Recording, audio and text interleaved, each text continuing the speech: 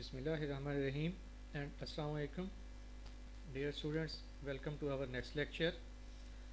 आज के लेक्चर में हम ये देखेंगे कि रिकर्जन मेथड कैसे काम करता है और उसकी एक एग्जांपल के साथ हम इस पूरे मेथड को एलेबोरेट करने की कोशिश करेंगे। पिछले लेक्चर्स में हमने रिकर्जन को बड़ा डिटेल में देखा था कि रिकर्जन क्या है। आज उसकी एप्लीकेशन साइड को हम थोड़ा देखने की कोशिश करते हैं। डिवाइड एंड कंकर हमारे पास एक टेक्निक मौजूद है प्रॉब्लम को सॉल्व करने के लिए, और बेसिकली इस कोर्स के पढ़ने का एक बड़ा ऑब्जेक्टिव ये भी है कि आपको मुख्तलिफ़ किस्म की जो प्रॉब्लम सॉल्विंग टेक्निक्स हैं वो बताई जाएं और आप उन टेक्निक्स को इस्तेमाल करें जब आप अपनी प्रैक्टिकल लाइफ के अंदर कंप्यूटर साइंस फील्ड के अंदर काम करते हुए प्रोफेशनल लाइफ में इन टेक्निक्स को इस्तेमाल करके अपने प्रॉब्लम्स को आप सॉल्व कर सकें। सो डिवाइड एंड कंकर जो है that is one of those techniques, one of the basic techniques that we study in the algorithm analysis and design। इस टेक्निक में हम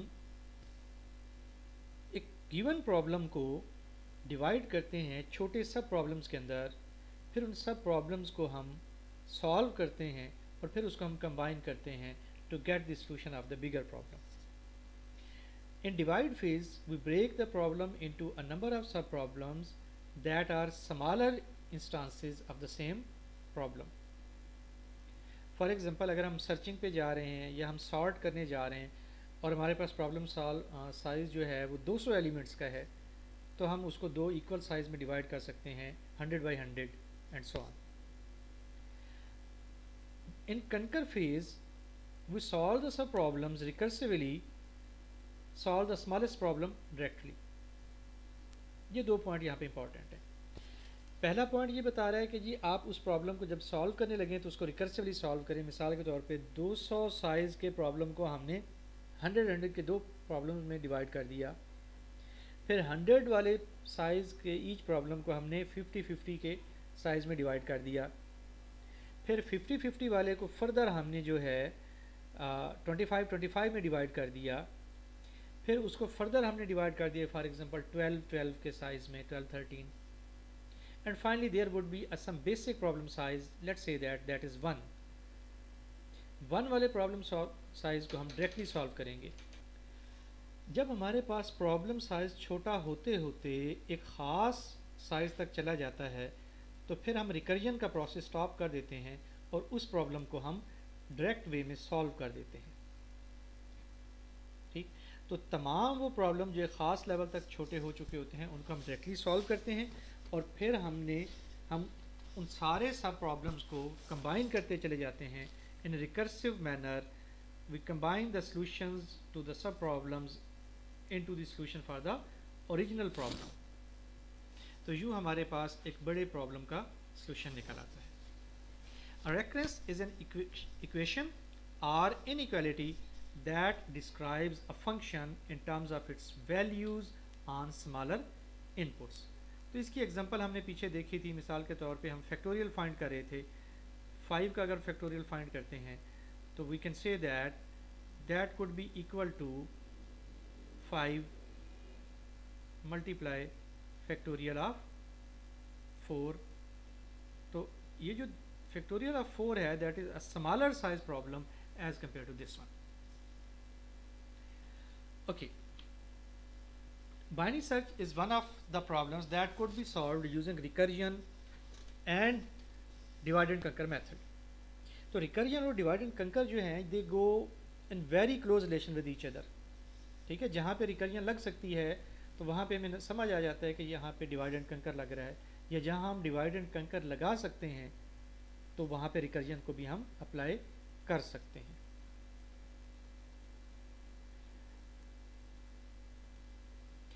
Simple algorithm that uses recursion। Binary is very simple algorithm। This algorithm takes a sorted array of numbers जिनको हम keys भी कह सकते हैं as input। It searches a sorted array by dividing the search interval into two half intervals। ठीक, middle element is extracted from those। जब दो हिस्सों में डिवाइड करेंगे तो उसमें से मिडल एलिमेंट को निकाल लेंगे और मिडल एलिमेंट को हम टेस्ट करेंगे सर्च की के साथ कि क्या ये हमारी रिक्वायर्ड सर्च की है। If yes, indicate the search is successful. Else, based on specified criteria, one of the search interval is chosen. Search process repeats from step 1. Right?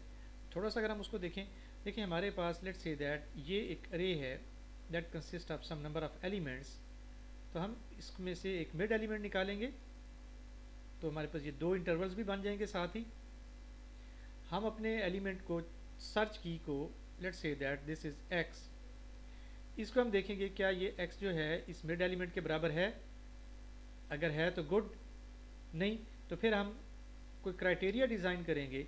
For example वो क्राइटेरिया ये हो सकता है कि उसको हम कंपेयर करें इस नंबर के साथ, अगर s इस नंबर से छोटा है तो हम इधर सर्च करेंगे, अगर x इस नंबर से बड़ा है तो फिर हम इधर सर्च करेंगे, और फिर जिसमें भी सर्च कर रहे होंगे उसके ऊपर फिर वही डिवाइड एंड कर लगाते चले जाएंगे। Here we have the example that we have a binary search algorithm, and here it is the data on which it is applied. Binary search, this is implemented in Python. You can directly take this code and you can run it into your IDE programming environment. Binary search को हम एक array पास करेंगे, a array of numbers that is this, और दूसरा इसको हम पास करेंगे start index, फिर हम इसको पास करेंगे end index, और फिर हम इसको पास करेंगे the search की जिसको हमने सर्च करना होगा।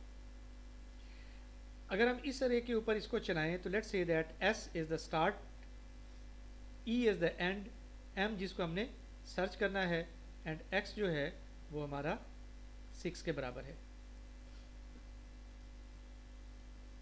ओके, सबसे पहले क्या किया हमने, मिड को फाइंड किया s plus e minus 1 divided by 2। ठीक है, तो हमारे पास मिड एलिमेंट आ गया। लेट्स से दैट इस केस में हमारे पास मिड एलिमेंट ये निकल आया, तो हमने सर्च की को मिड एलिमेंट के साथ कंपेयर किया। अगर ये सर्च की और मिड एलिमेंट इक्वल निकल आए तो हम रिटर्न कर देते हैं मिड एलिमेंट के इस जगह के ऊपर, इस पोजीशन के ऊपर जो एलिमेंट पड़ा हुआ है that is equal to our search की। अगर ये वाली कंडीशन फॉल्स हो जाए तो फिर हम इसके एल्स पार्ट में आएंगे। Else if A mid greater than x, यानी जो मिड एलिमेंट है क्या वो x से बड़ा है। अगर तो मिड एलिमेंट यानी 8 6 से बड़ा हो तो फिर हम क्या करेंगे, फिर हम लोअर पार्ट में आएंगे और इसमें सर्च करेंगे। ठीक, ए वही अरे, S start element, mid minus 1 यानी मिड को शामिल नहीं करेंगे, उससे पहले वाले एलिमेंट को लेके वहाँ तक अरे हम उठाएंगे, और एक्स। तो यही बी सर्च अपने आप को कॉल कर रहा है अब विद स्मॉलर इनपुट साइज। ठीक, यहाँ देखें इनपुट साइज डबल था और यहाँ इनपुट साइज तकरीबन हाफ हो गया। और अगर एक्स एलिमेंट हमारा ए मिड से छोटा नहीं है तो फिर बड़ा होगा, क्योंकि इक्वल वाला केस तो हमने यहाँ देख लिया। अगर बड़ा होगा तो हम फिर दूसरे इंटरवल में जाके सर्च करेंगे इस इंटरवल के अंदर कि यहाँ पे एलिमेंट है या नहीं है। ओके, हमारे इस पर्टिकुलर केस के अंदर हमारा एलिमेंट लोअर इंटरवल में है तो हम इस इंटरवल को ले लेंगे, और रिमेंबर अब हम क्या कह रहे हैं कि s अपनी जगह पे रहेगा, e जो है mid minus 1 that would be assign to e। तो अब नया एंड पॉइंट जो है वो हमारा क्या होगा, मिड माइनस 1। ओके, और फिर हम नया मिड पॉइंट निकालेंगे उसी तरह से, स्टार्ट प्लस एंड माइनस 1 उसका मिड पॉइंट निकलेगा। फ़र्ज़ करें कि वो मिड पॉइंट ये 5 आ रहा है। ठीक, उसी तरह से फिर हम अपने एलिमेंट को कंपेयर करेंगे 5 से, हमारा एलिमेंट 5 से बड़ा है, तो अब एफ वाली कंडीशन तो हो जाएगी फॉल्स के बराबर नहीं है, छोटा भी नहीं है मिड से, तो ये वाली कंडीशन ट्रू हो जाएगी। अब हम क्या पास करेंगे, वही अरे ए मिड प्लस 1। अब ये मिड प्लस 1 देखें, यहाँ से ये दूसरी पोजीशन पे एलिमेंट है और ये स्टार्ट को असाइन हो रहा है, तो हमारा स्टार्ट जो है ये आगे आ गया, एंड अपनी जगह पे मेंटेन रहा, एंड को हमने चेंज नहीं किया, और फिर मिड फाइंड किया, उसको एक्स के साथ कंपेयर किया, तो अब ये उससे कंपेयर हो गया। इसका मतलब है हमने सक्सेसफुल सर्च परफॉर्म कर ली और एलिमेंट हमने बता दिया कि वो हमारी अरे में किस पोजीशन के ऊपर मौजूद है। So that is the working of binary search algorithm.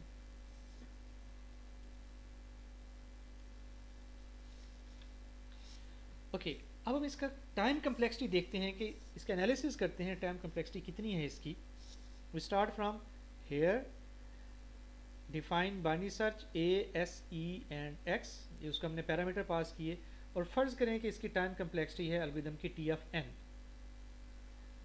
If E greater than equal to S, तो this will be executed one time. इसकी टाइम कम्प्लेक्सिटी हम सपोज करते हैं दैट इज C1।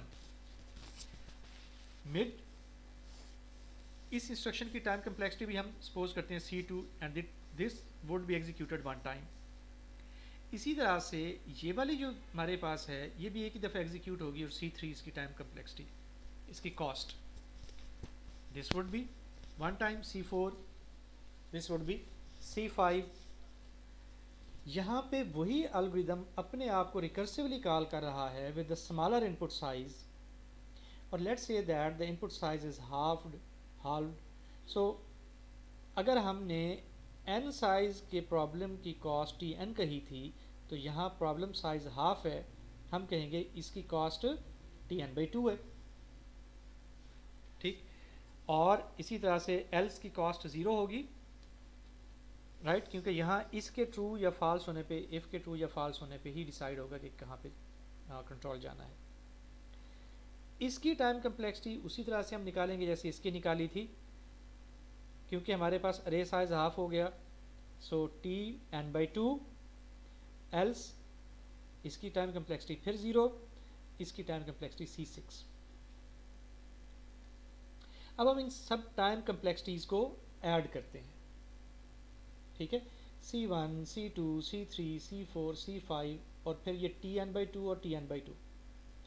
अच्छा, इंटरेस्टिंगली इस केस में या तो ये वाला लाइन 7 एग्जीक्यूट होगी या लाइन 9, दोनों सेम टाइम पे एग्जीक्यूट नहीं होंगी, ठीक है। लेकिन मैंने थोड़ा सा लिबर्टी लेते हुए मैंने इसको दोनों दफ़ा लिख दिया है, ठीक है, just for your analysis, otherwise one should be crossed out. Okay, so T of n that could be written as, हम 2 निकाल देंगे, Tn/2 plus C1, C2, C3, ये सारे कॉन्स्टेंट्स ऐड हो जाएंगे, इसको हम निकाल देंगे, ठीक, और Tn/2 plus some constant. So finally इसकी जो टाइम कम्प्लेक्सिटी निकलेगी हमारे पास, that would be T of n equal to T n/2. So that would be the time complexity of our this algorithm, ठीक। और अगर हम इसको फर्दर सॉल्व करें, so that would become okay, तो यूँ देखें आप कि हम इस एक्सप्रेशन को एक्सपैंड कर सकते हैं। यहाँ पे कांस्टेंट उसको मैंने ड्रॉप किया, सो time of my recursion is equal given by this Tn, ठीक है, दैट इज Tn/2, ठीक। इसको हमने छोटा कर लिया, और इस तरह से करते करते Tn/4 हो जाएगा, फिर Tn/8 हो जाएगा, तो यूँ प्रॉब्लम साइज़ छोटा होता चला जाएगा। हम इसको प्रॉपर किसी मेथड से सॉल्व नहीं करते, बल्कि जस्ट हम ये देखते हैं यहाँ पे कि अगर हमारा problem size let's say that 16 हो,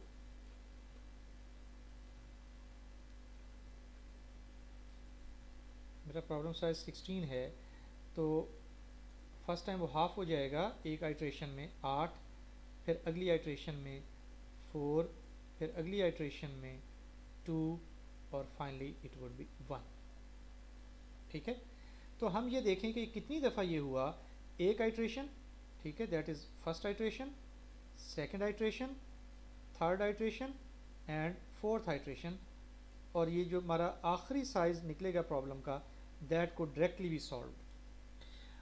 इसी तरह से अगर हम इसको थोड़ा और एक्सपेंड करें तो हम कह सकते हैं कि अगर हमारे पास 64 साइज का प्रॉब्लम हो, that could B halved in first iteration into 32, then 16, then 8, then 4, then 2, then 1. सो कितनी इसमें आइट्रेशनें लगी? 1, 2, 3, 4, 5, 6।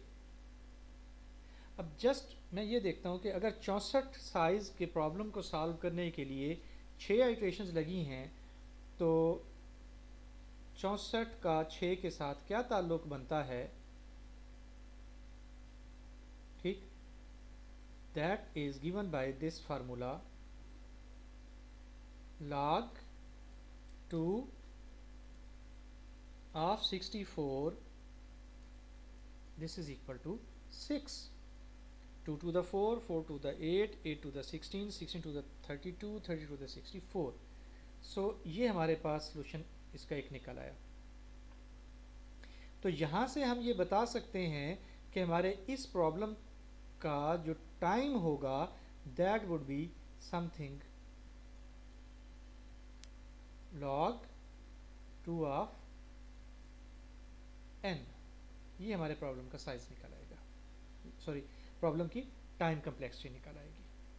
हम इसको प्रॉपर मैथमेटिकल तरीके से हमने सॉल्व नहीं किया, वो हम अगली स्लाइड में चल के देखेंगे किसी में। एट प्रेजेंट हमने सिर्फ एक इंट्यूटिव इसका सॉल्यूशन निकाला है which comes this log 2 n। Okay, अब हम देखते हैं कि इसकी स्पेस कम्प्लेक्सिटी क्या है। स्पेस कम्प्लेक्सिटी को ज़रा गौर से देखें कि फ़र्ज़ करें हमारे पास इस प्रॉब्लम को सॉल्व करने के लिए n नंबर ऑफ़ एलिमेंट्स चाहिए रैम के या मेमोरी के। इसको सॉल्व करने के लिए हमें कोई रैम नहीं चाहिए। इस इंस्ट्रक्शन को चलाने के लिए we need one size RAM. For this we don't need, क्योंकि इस कंपैरिजन हो रहा है तो हमें कोई रैम की ज़रूरत नहीं है। यहाँ भी नहीं ज़रूरत, यहाँ भी नहीं ज़रूरत। यहाँ पे सोचने की बात है कि क्या होगा। It would require the same space which is already acquired by A. कोई नई स्पेस उसको ज़रूरत नहीं है, so we don't need any space here. Similarly यहाँ पे भी कोई नई स्पेस हमें नहीं चाहिए। जितनी स्पेस हमारा ये प्रॉब्लम ले रहा था उतनी ही स्पेस आगे चल रही है। मैं दोनों केसेस में देख लूँ, ठीक है। तो एक क्या, चूँकि अरे चेंज नहीं हो रही, उसका रेफरेंस पास हो रहा है, सो वही n चलता रहेगा बेसिकली मेरे पास। So I can say that space required by this problem that is Sn is equal to n+1। ठीक, 1 इस मिड के लिए और n जिसमें हमारी अरे ए स्टोर हुई है। For each recursive call same array is passed, only values of pointers are changed. ठीक, no extra space is required. So this is the space complexity of our recursive algorithm, first divide and conquer algorithm, जो हम इस course में पढ़ रहे हैं। That's all for today. I hope कि आप लोगों को ये बात समझ आ गई होगी कि recursive algorithm का हम टाइम complexity कैसे निकालेंगे, उसकी space complexity कैसे निकालेंगे। और ये इसलिए रिक्वायर्ड है कि जब हम किसी प्रॉब्लम का सलूशन बना के दें तो ये हम बता सकें कि हमारा सलूशन कितना अच्छा या कितना बुरा है, कितने रिसोर्सेज उसको रिक्वायर्ड होंगे। आई होप आपको ये सारी बात समझ आ गई होगी। Wish you good luck. अल्लाह हाफिज़।